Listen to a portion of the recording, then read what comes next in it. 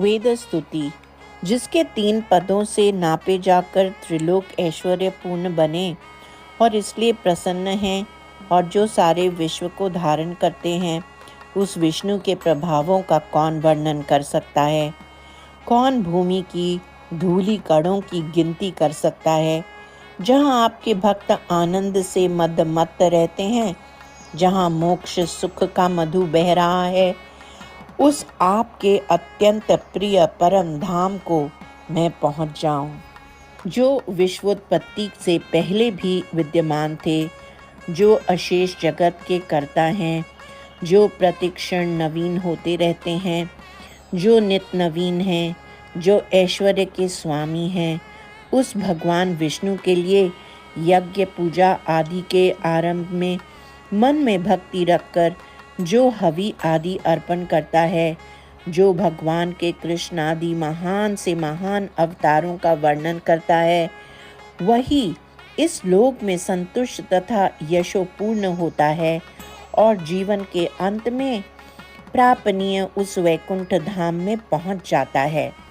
हे स्तोत्रों के कर्ता श्रेष्ठ कवियों, आप जैसे जानते हैं वैसे वेदों के सारभूत उस भगवान विष्णु को उनके अवतारों की लीलाओं की कथाओं से स्पष्ट स्तवन करें।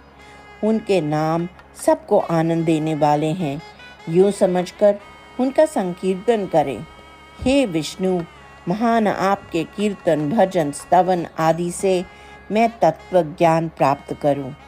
भगवान विष्णु ने जिन कर्मों से वर्णाश्रम धर्मों को बिना च्युति के बांध रखा है और जिन कर्मों को इंद्र का क्षेम करने वाले सेवक एवं मित्र की तरह किया है, उन कर्मों को आप लोग हे भक्तों अपने मन में मनन कर समझें।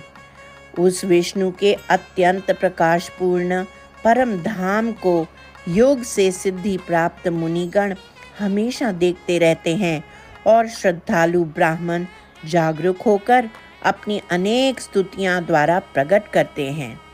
हे देव, भगवान विष्णु जो अब तक पैदा हुए हैं और जो आगे पैदा होने वाले हैं, उनमें से कोई भी आपकी महिमा का अंत समझ नहीं पाता। मैं आपके नामों का बार बार कीर्तन करता हूँ, यह जानकर कि ऐसा करना श्रेयस्कर है। आप इन तीनों लोकों के ऊपर विराजमान वैकुंठ लोक में आवास बनाकर रहते हैं। उस आपका अनेक प्रकार के स्तोत्र वचनों से मैं स्तवन करता हूँ। हे भगवान, सृष्टि के आरंभ में जिसका आविर्भाव हुआ, उस जल ने आपको पहले पहल अपने गर्भ में धारण किया। हे जल शायीन हरे, उस आप में आकर जीव समूह एक हो गए।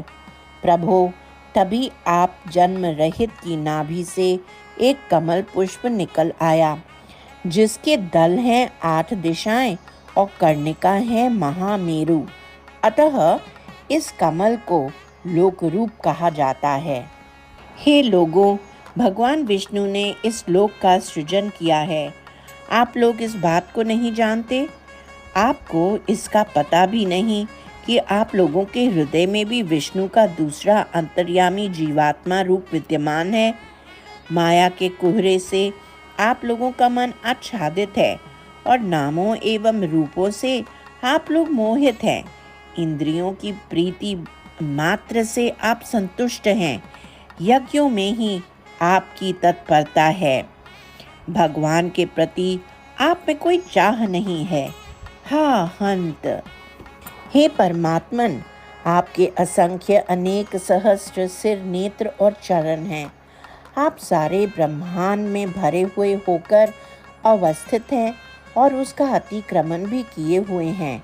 तब भी छोटे से अवकाश वाले जीवी हृदय में आप समा जाते हैं। आप ही भूत और भव्य दोनों हैं। आप देह तथा इंद्रिय आदि में प्रविष्ट होकर विषय रस भोगते हैं और आप ही उनसे ऊपर उठकर मोक्ष सुख का अनुभव भी करते हैं। हे अंतहीन, आप तीनों लोकों को धारण किए हुए भी उससे बाहर निकलकर शुद्ध ज्ञान रूप में विराजमान हैं। आपकी वह महिमा भी उतनी ही है। और क्या, आपका एक छोटा सा चौथाई अंश ही समस्त भुवनों के रूप में दिखाई देता है। उससे बढ़कर जो आपका 3/4 भाग है वह ऊपर ब्रह्मांड से परे पूर्णानंद रूप में लस रहा है।